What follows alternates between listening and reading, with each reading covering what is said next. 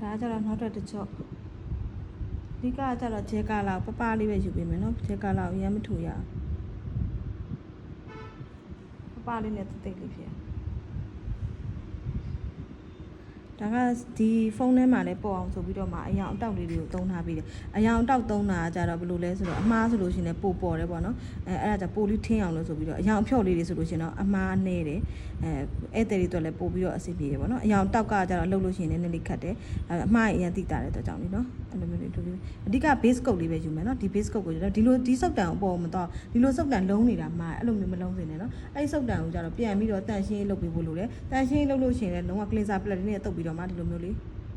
ပြန်ပြပေးလိုက်နော်သူ့ရဲ့အပြားတိုင်းလေးပဲဖြစ်ရမယ်ပြီးတော့ base coat လေးနဲ့ထပ်ယူမယ်ယူပြီးတော့လို့ရှိရင်ဒီမှာပြန်ပြီးတော့ပြန်တုပ်